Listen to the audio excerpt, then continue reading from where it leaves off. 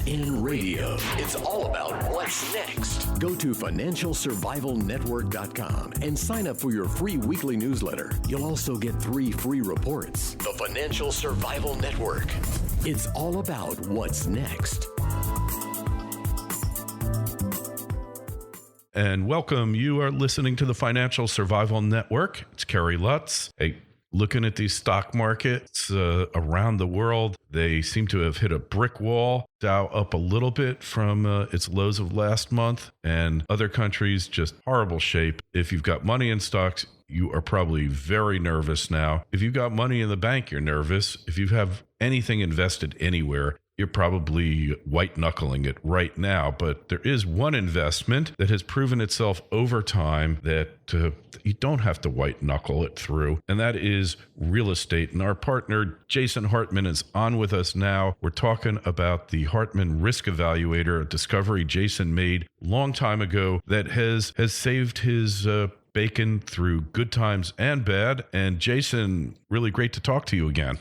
Thanks for having me back, Kerry. It's good to talk to you and your audience. And I know that last show we did had tremendous interest. So I thank all of your listeners for downloading that show and being so interested in this topic. As everybody probably knows by now, I believe that income property is the most historically proven asset class in the entire world. I think it is a very safe, when done right, it's a very safe, conservative investment. But the problem is it gets labeled and painted with this broad brush, real estate. And then you hear these stories, well, I used to own some real estate and I had a bad tenant and I just don't like it. Yeah, I know. And people just don't distinguish, or you'll hear the story, well, I had some real estate and I bought a high-rise condo in Miami or Southern California or New York, and Great. I lost my shirt. Well, of course you did. It's really no surprise that you lost your shirt on that. You might have made some money too, depending on when you caught it. But my strategy is really conservative. And what I want to talk to your listeners about today is how to dramatically reduce risk when investing in real estate. And this even applies to if it's your own home, but it mostly applies to investment property. And that's another distinction people need to make that they don't make is, your own home is not an investment. It should never be considered an investment. If you made money on your house, congratulations, but you didn't make money from income. So let's call this asset what it should be called. Income property. Let's not call it real estate because real estate is far too broad of a category. Income property is a narrower category. And then we need to distinguish, of course, geographically. And that's what we're going to do with the risk evaluator and learn how to really dramatically reduce risk. I literally remember the day I was 19 years interested in the real estate world, okay? And one day, my insurance agent, Jennifer, called and she said something to me. And from then on, I just totally got it. This is completely new information. You've never heard this anywhere before except on your show when we talked about it before. And it's just a discovery I made 19 years in. And I've really promoted the idea ever since because I think if you want to be a safe, conservative investor, and like you say, not white knuckle it through the stock market or even through the real estate market, this is the way to do it. So I'm looking forward to explaining it. Yeah, well, I remember just, I had a bad role model. Okay. And I love my father dearly. He's been gone for 30 something years now, Jason. And he really believed in real estate, really deeply believed in it. But what he didn't get is management. And he was the worst property manager on the planet. And we had property in lower income areas. And we'd be getting calls in the middle of the night and collecting rents. He collected them himself every Saturday, and I would go with them. And I would see the way that these people lived. And Jason, I learned the worst lessons because now, 30 years later, I learned that, real estate is great. Get somebody else to go collect the rents and manage the properties and take care of tenants and toilets. and you will be the happiest person on the planet. And I learned it a little late, but not too late, thank goodness. And that's what it comes down to. And that's one of the things that I love about your system is you can get your hands as dirty as you like or not dirty at all. And we recommend not dirty at all. Yeah. Our clients have, they don't have calluses on their hands. They don't do work on their properties. Everything is outsourced, and they are very well diversified if they're following my plan. So yeah, absolutely. Yeah. And then when you combine your risk evaluator, I mean, my family never lost money on any property. I mean, some of my biggest scores were in real estate, but I learned the wrong lessons. But you combine your risk evaluator where you go into a deal and you've minimized your potential for loss by so much, it's a no-brainer. I mean, if you have a rising market, your profit's going to compound. If it's a stable market, not going anywhere, just more or less stable, which large portions of the country, the profits, the cash flow just rolls in. And no matter how you cut it, you're covered. Mm-hmm. Yeah, absolutely. And you do that by understanding what I call the LTI ratio. LTI ratio. Now, many people, who financed real estate before, they know about the LTV ratio, the loan to value ratio. But the LTI is an acronym I created, and that stands for land to improvement ratio. So if you're ready, let's dive in. Yeah. And let's explore this. And the land to improvement ratio, what I know of the risk evaluator, is going to keep you out of those go-go markets where you have the most potential to get burned. Yeah, absolutely. It's, this is not for speculators or gamblers. This is for conservative investors who want to create wealth over time. And, if you look at the last 5 years, it really doesn't take that long, necessarily. 5 years will be gone in a snap. And, you can create some nice wealth for yourself if you follow this and some of my other principles, whether they be inflation-induced debt destruction, my 10 commandments, now really 20 commandments of successful investing. I added 10 more. We're up to 20 now. Yeah, well, Moses dropped a couple of those tablets. Yeah, well, and they broke. So we only got the first 10. But you don't have to be any kind of genius to go with this. No, that's what's great about it. It's really simple and easy. So let me dive in and tell you this. Dive story, in. okay? Let's hear it. Yeah.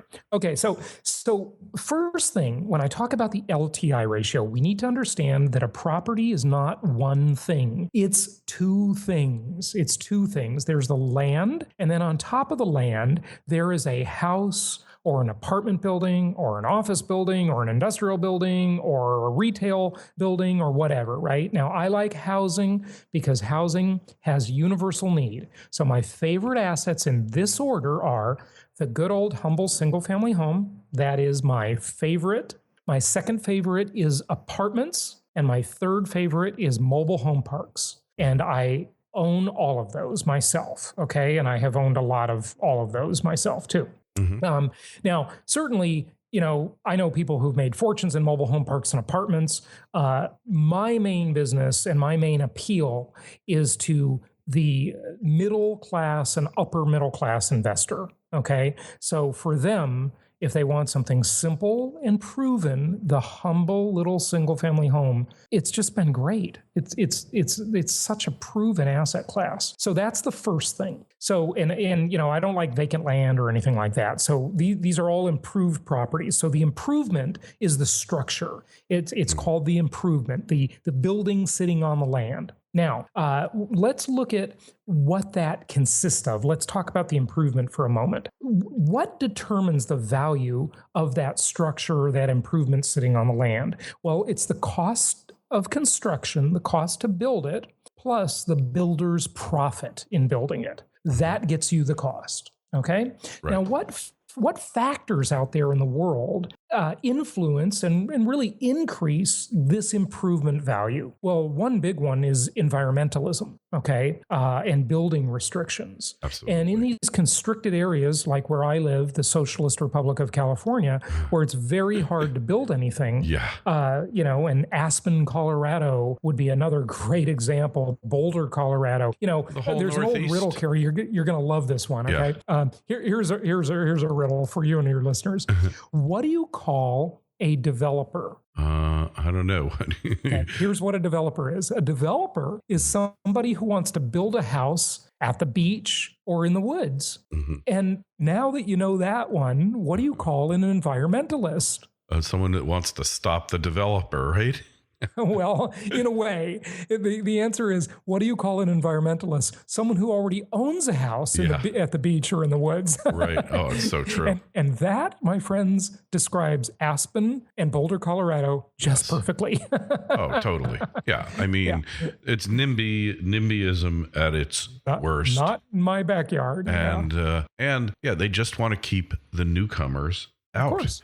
I had Thomas Sowell on my show. He's a brilliant author. Love Thomas Sowell. Brilliant. I think he's a Harvard professor, if I'm not mistaken. And he writes for Forbes and, all kinds of places. Thomas Sowell, of course, very well. And I coined a new term when I had him on my show. I coined this term environmental racism because that's really what all these open space initiatives amount to. It's, let's keep the other people out of our area now that we have ours. NIMBYism, as you say. So perfect. Yeah. Okay, going on here. So the other thing that influences and increases improvement value is the industrialization of developing countries. So when you see all this massive development in China, you see it in India too, you see it all around the world as globalization lifts people out of poverty. It's been estimated that over 300 million people around the world have been lifted out of poverty due to globalization. Now, that's for better or worse. It certainly costs American jobs. There's lots of arguments against it. I get that. I'm just pointing out the stats, okay? It probably has mostly hurt workers in the U.S., although it's helped consumers in the U.S. So, that's the age-old debate of, do we want low prices and inexpensive stuff at Walmart, or do we want jobs? That's another discussion for another day. But the industrialization of developing countries, when other countries around the world, and in the U.S., of course, are sucking up the supply of concrete, of lumber, of copper wire, of any of these commodities that are used to build improvements, to build houses and apartment buildings, then that has it puts upward pressure on the prices. Whenever there's a big natural disaster like Katrina or the epic storms, the superstorm that we had back east a couple of years ago, this increases the cost of these materials because it's just this plain old rule of economic supply and demand. And if you look back, let's just look back like 10, 11 years ago. Let's look at 2004 as an example, because this year had a great example. Raw building materials in 2004, the official, which we all know that's a scam. Your listeners are smart enough to get that. Don't go down that road. The official inflation rate was 3.3%. 3.3%. That's what the government, that was the government lie about inflation. By the way, Kerry, what do you think, if the consumer price index, the CPI, if it says 3.3%, do you have an opinion as to what the real inflation rate is? I just kind of add about 50% to 100%. You got to go over to Shadow Stats. John Williams is really the best at calculating that, but it's certainly substantially higher than they say because everything is going up. Taxes are going up. Okay, big component. Real estate taxes, which means rents are going up, which means all of your insurance that you must have, whether it's auto insurance or homeowners insurance, renters insurance, all of that's going up. Business insurance. Those are things that you can't really get away from. And so health insurance, biggie, that one's going up.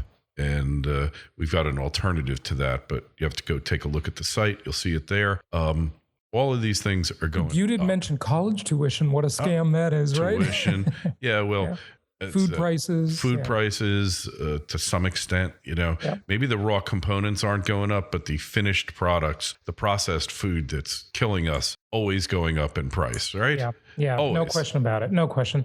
Okay, so we agree that the inflation rate is always understated by the government. The government has a lot of motivation to do that. So back to 2004, the official number was 3.3% according to the government, yet steel and iron prices just that year went up at a 10x rate of inflation at 34% increase. Lumber, that same year that the government told us the inflation rate was 3.3%, lumber went up 17%, and wallboard, drywall, went up 20%. Okay?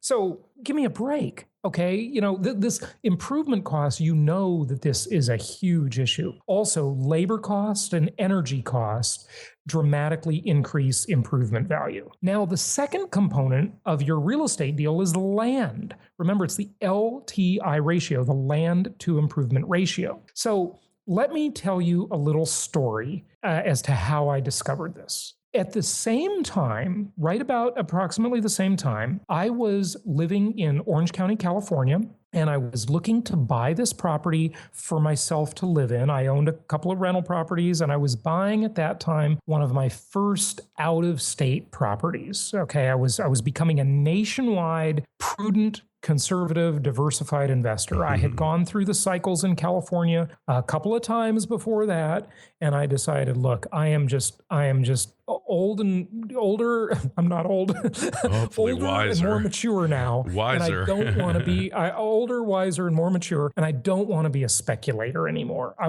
just want to have annuities. I want to have income properties. So I started looking nationwide because you can't do that in California. It doesn't work in California. No. It doesn't work in South Florida.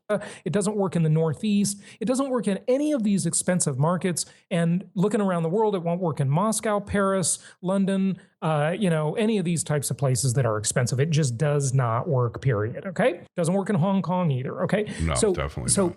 Here are the two properties I was buying, and let's do a comparison here. The property I was buying to live in back in 2004 was $815,000. $815,000. It was a relatively modest 1,800 square foot home in Irvine, California. IRVINE, not to be confused with Irving, Texas, in Irvine, California. It did have for that area, a fairly nice lot, and it had a nice view of the city lights and the sunset, and, off in the distance, you could see the ocean, okay?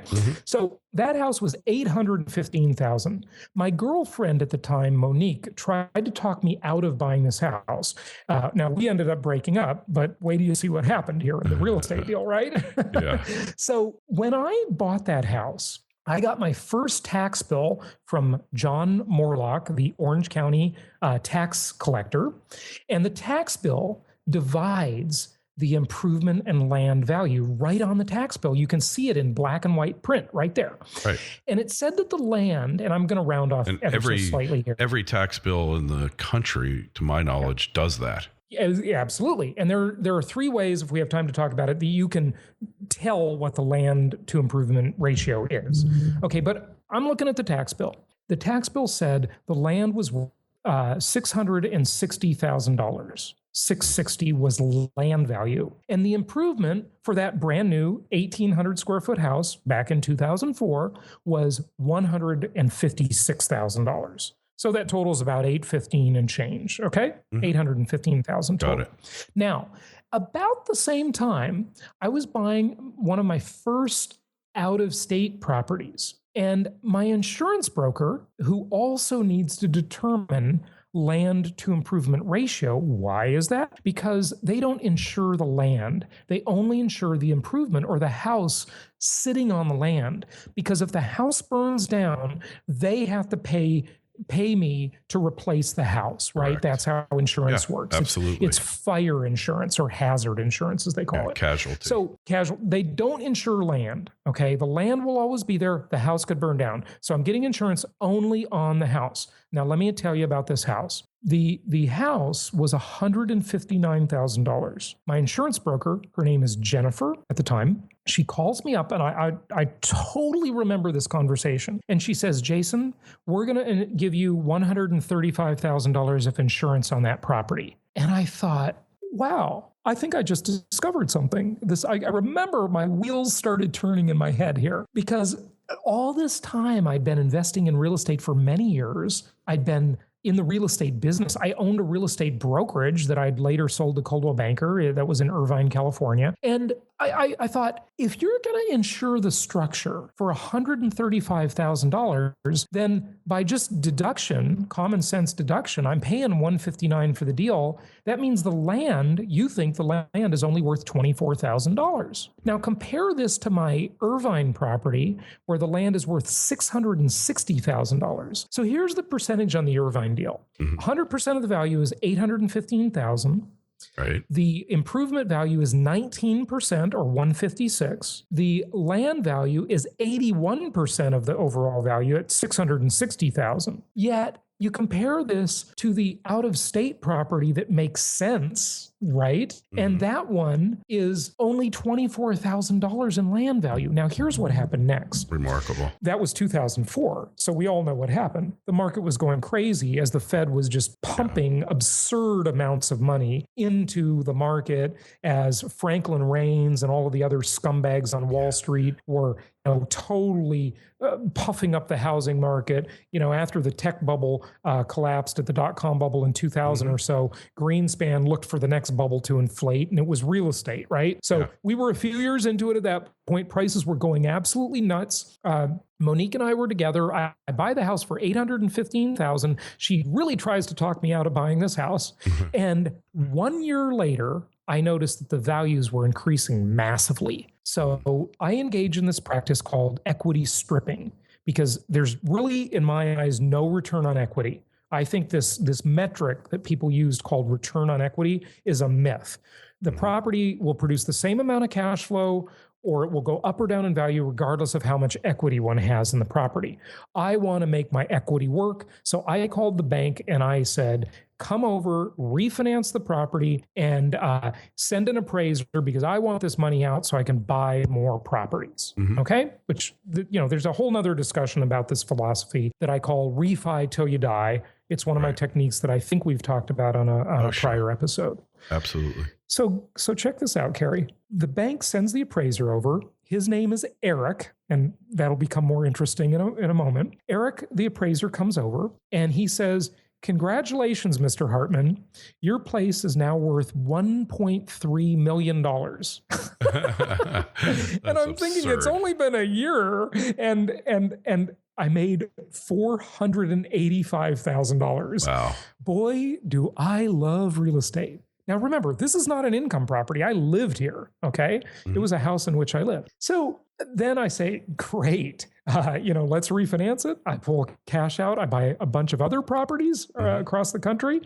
And then I can't remember how I refinanced that. I think I did it with a second loan rather than refinancing the whole thing. I just don't totally remember now. But I had an adjustable rate loan on it. Okay.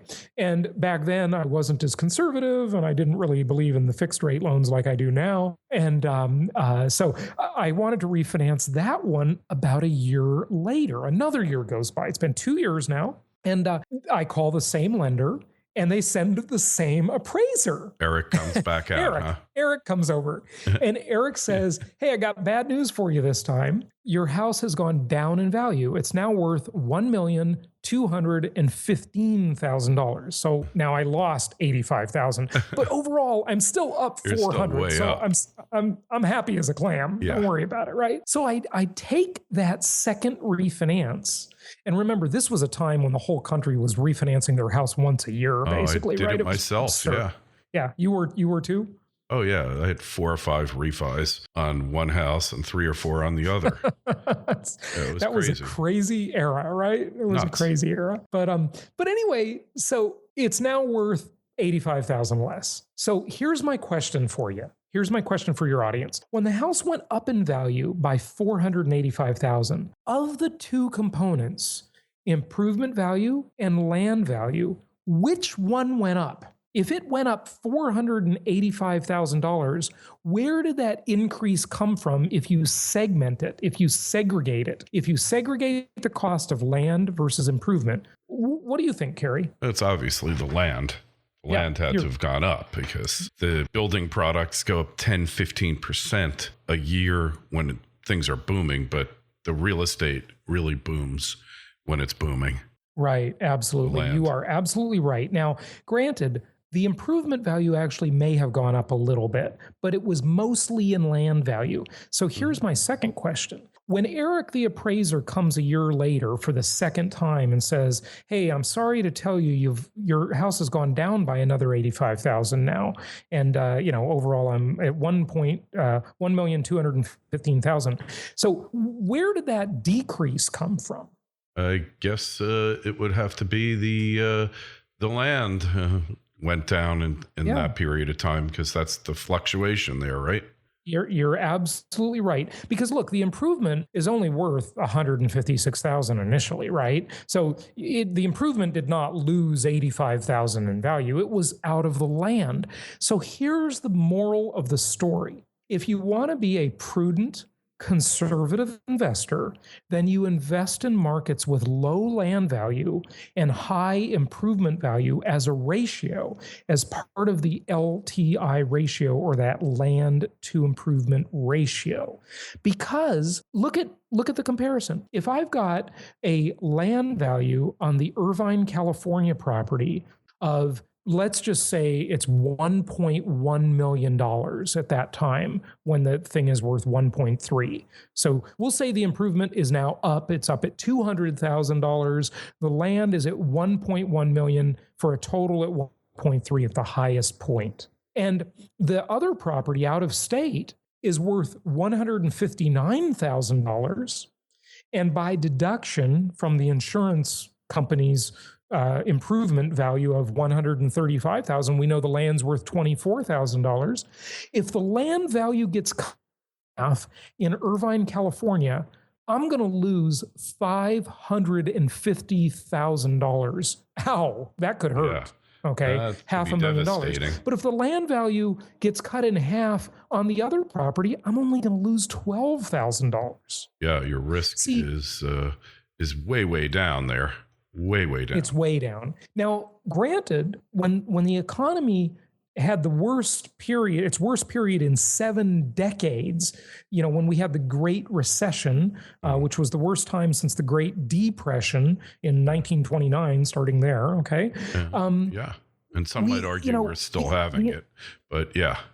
the commodities, the improvement value of that property is somewhat reliable. Granted, it can go down too, but it's not this volatile thing like the land value. Land values are very volatile. Oh, yeah. And this is why you see expensive markets with high land values fluctuate so much more. So I really am not that much of a real estate investor. Do you know what I'm really an investor in?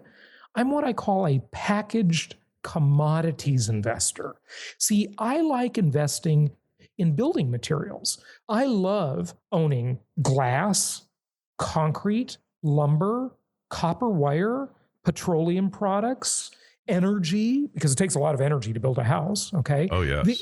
These steel, these are the things I like to invest in, but I don't like doing this on the commodities exchange because I can't get the kind of leverage and the most favorable financing, and I can't rent the commodities out. But when I do it in the form of income property, I can outsource my debt to somebody called a tenant. Mm-hmm. And I can really, really do great things. I can be a packaged or assembled commodities investor. And that is very, very powerful. So that is why I love income property. This is the Hartman Risk Evaluator. That's hopefully that's understandable. What questions do you think your listeners might have, Kerry?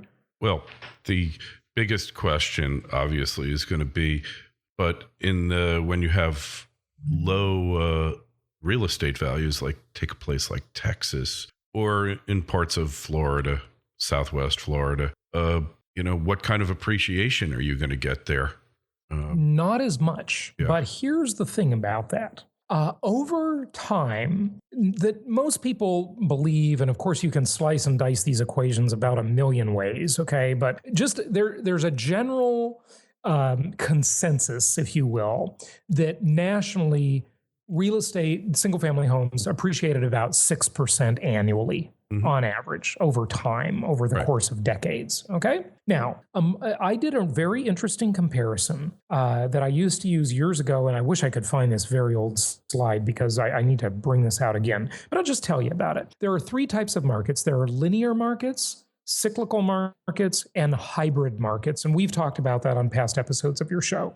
Now, the linear markets just chug along and they never make the headlines, okay? They sort of just chug along and have very modest appreciation.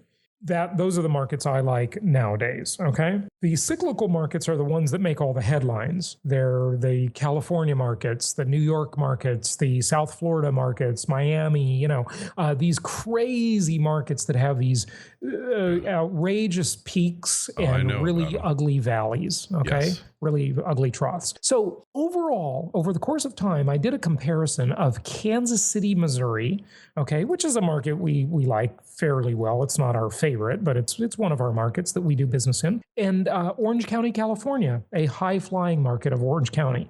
And over the course of 16 years, Orange County's chart looks like a roller coaster. Kansas City's chart just sort of chugs along. It has some minor peaks and valleys, but they're not radical like Orange County. Over the course of this 16-year period, Kansas City actually appreciated slightly more than Orange County. No one would ever think that because in those cyclical markets, you have to give so much back in the down times that it's really painful. Remember, and I'm sure you've talked about this on your show, if a stock goes from $100 a share to $50 a share, in order to get back to 100, you have to double your value. And that's what's so hard to do, is to climb back out of the hole. You lose 50%, but to get that 50% back, you have to gain 100%. Yeah.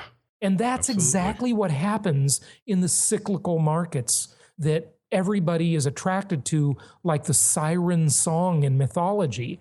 But, those people end up shipwrecked on the rocks most of the time. Rocks. Okay? Yeah. So obviously you can get this evaluator someplace on your site, I assume? Yeah. Well, you can go to jasonhartman.com, listen to my podcast, The Creating Wealth Show, which of course is on iTunes, Stitcher Radio, all the usual places. And just go to my website, jasonhartman.com. There's loads of information about it. You can use the little search bar there. You can search it. You can find blog articles about it. You can find podcasts about it, and lots of details and visuals. And it's really a brilliant insight into what makes real estate markets tick and investment markets in general, because there's always components to every investment that you buy. And hey, don't forget, Jason, November 14th and 15th, you're in Orlando.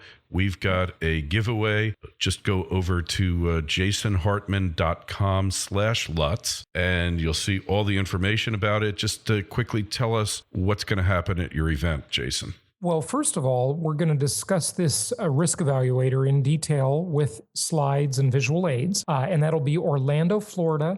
And join us for it. It's going to be great. Kerry, you're emceeing the event, so This is the first time we've done that. I'm totally excited about that one. It's going to be great. And we've got a giveaway and then a very reduced price for that property tour for your clients, your listeners at jasonhartman.com/Lutz, Lutz, your last name. And so what we're going to do is we're going to do my Creating Wealth seminar. We're going to do that over the course of 2 days, but on Saturday afternoon, November 14th, we're going to break. We're going to go to lunch. We're going to go tour properties people can really buy in that market with our local market specialist. And it's just going to be a super super exciting thing. Then Sunday morning, we're going to reconvene. We're going to have dinner together Saturday night. You won't pay for any of your meals. Those are all on us. We're going to have dinner together Saturday night. And then Sunday morning, we'll meet back in the conference room and we'll evaluate every property we saw. We'll evaluate them in detail. What's good and bad about this one? What are the pros and cons of each deal? And it'll be a very good experience for your listeners. So that's an Orlando, Florida property tour. This is a great market that has the characteristics that we just talked about.